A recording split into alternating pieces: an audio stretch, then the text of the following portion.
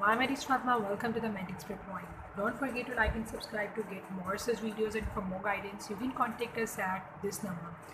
आज हम लोग देखेंगे लिक्विड्स एंड सॉलिड्स के बारे में अकॉर्डिंग हमारे एमडीएच से रिलेटेड कुछ बहुत ही इंपॉर्टेंट जो ट्रिक्स हैं। ठीक है, तो स्टार्ट करते हैं।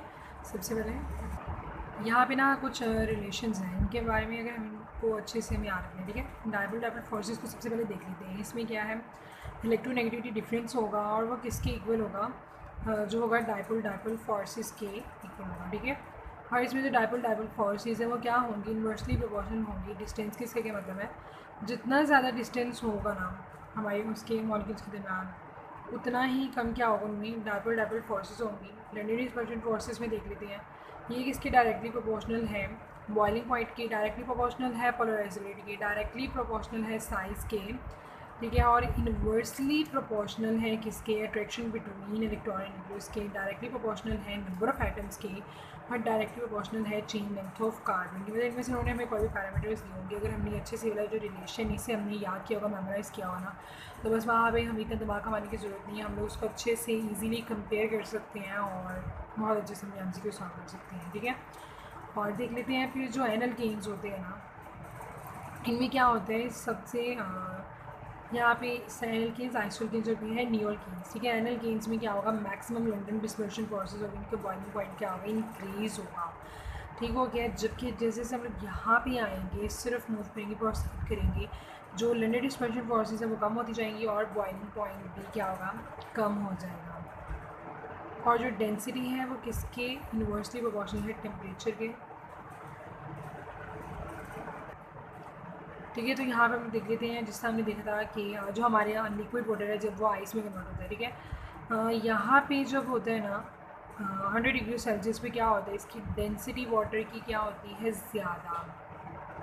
डेंसिटी ज़्यादा होगी नहीं, इसका क्या होगा, टेम्परेचर इसका ज़्यादा होगा वाटर का। क्या होगा, यहाँ पे हमने बस याद रखना है कि जो डेंसिटी है वो टेम्परेचर की इन्वर्सली प्रोपोर्शनल है। जैसे जैसे हमारा टेम्परेचर ज़्यादा होगा, डेंसिटी क्या होगी, कम होती जाएगी, और जैसे जैसे हमारा टेम्परेचर कम होता जाएगा, डेंसिटी क्या होती जाएगी, ज़्यादा होती जाएगी।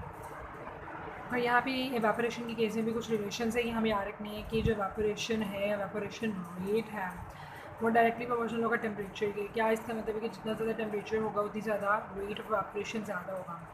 ठीक हो गया, और इसी तरह जो ये सरफेस एरिया के और स्पीड ऑफ विंड के डायरेक्टली प्रोपोर्शनल है, जबकि इंटरमॉलिक्यूलर फोर्सेस की, ह्यूमिडिटी के और साइज़ के ये क्या है, इन्वर्सली प्रोपोर्शनल है। जितना छोटा साइज़ होगा मॉलिक्यूल का उतनी जल्दी इवेपोरेट होगा, और जितना बड़ा साइज़ होगा हमारे मॉलिक्यूल्स का उतनी ही वो कम होंगे, एवेपोरेट होंगे, उतना ही एवेपोरेशन रेट हमारा क्या होगा, लो होगा।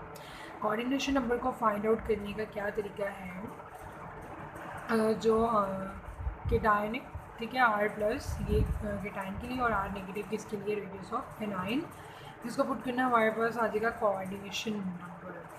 और यहाँ पे in case of the cubic में हमारे पास क्या होगा, 6 है coordination number, body centred cubic में 8 और फेस सेंटर्ड क्यूबिक में 12। यूनिट सेल के हमारे पास कितने होते हैं, 6 पैरामीटर्स होते हैं। 3 इसमें लेंथ्स होती हैं जो कि ABC से रिप्रेजेंट होती है, जबकि 3 इसमें एंगल्स होते हैं जो कि अल्फा बीटा गैमा से रिप्रेजेंट किए जाते हैं। यहाँ पे देखते हैं कि जो है ABC हमारे जो एंगल्स हैं और जो हमारी लेंथ्स हैं, अगर तो वो क्या होंगी, इक्वल होंगे, तो क्या होंगे, वो सिमेट्रिकल हम उसको कहेंगे। और ज्योमेट्री क्या होगी, सिमेट्रिक होगी। लेकिन अगर ये अनइक्वल होंगी तो क्या होगी, नॉन सिमेट्रिकल ज्योमेट्री होगी। यहाँ पे देख लेते हैं कि जो A है, वैसे तो हम इनको कुछ भी लाइक कह सकते हैं, लेकिन हम लोगों ने इनको एक सेट कर लेना एक तरीके से, उसी को लेके फिर हमने चलना है। लाइक जो A है वो होगा along the x axis, B Y axis के अलॉन्ग होगा, और C क्या होगा, 2 एक्सिस के अलॉन्ग लेंथ होगी। उसके बाद स्ट्रक्चर ऑफ NaCl में क्या होता है जी, इसमें होते हैं सोडियम के आयंस होते हैं, और इसमें क्या होते हैं, क्लोराइड आयंस होते हैं।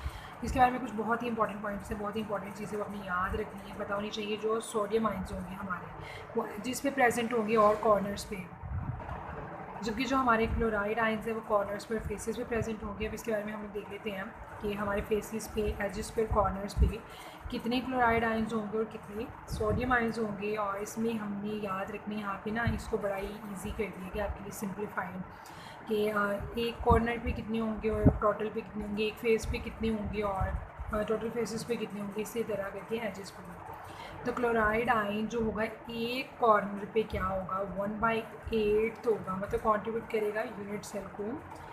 एक कॉर्नर के ऊपर 1/8 क्लोराइड होगा हमारे क्लोराइड आयन। लेकिन जब हम बात करेंगे टोटल कॉर्नर्स भी कितने होंगे, बताना चाहिए टोटल कॉर्नर्स कितने हैं सोडियम NaCl के स्ट्रक्चर के केस में कितने हैं, ये 8 हैं। तो इसमें क्या होगा, इसको हम 8 से मल्टीप्लाई कर देंगे, एक में 1/8 है और टोटल कॉर्नर्स कितने हैं 8, तो इसका मतलब है टोटल कॉर्नर्स पे एक क्लोराइड आयन होगा हमारे पास। जबकि फेसेस पे बात करें तो 1/12 क्लोराइड आयन प्रेजेंट होगा। तो टोटल फेसेस 6 हैं, तो हम इसको इस तरह से सॉल्व करेंगे तो क्या आ जाएगा हमारे पास, टोटल फेसेस पे 3 क्लोराइड आयन्स होंगे। ठीक हो गया, 6 फेसेस पे 3 क्लोराइड आयन्स, 8 कॉर्नर्स पे एक क्लोराइड आयन।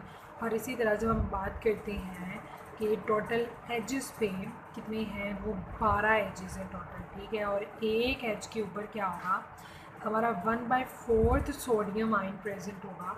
तो एजेस, टोटल एजेस पे कितने होंगे, 12 एजेस हैं, तो 1/4 से मल्टीप्लाई करेंगे कितने होंगे, 3 Na जो होंगे हमारे पास, 3 सोडियम आयन्स हमारे पास प्रेजेंट होंगे हमारे टोटल एजेस पे। 12 एजेस पे 3 सोडियम आयन्स। इसी तरह सेंटर में हमारे पास सिर्फ एक सोडियम आयन होगा। That was all about today. I hope that you find it helpful. Thank you so much.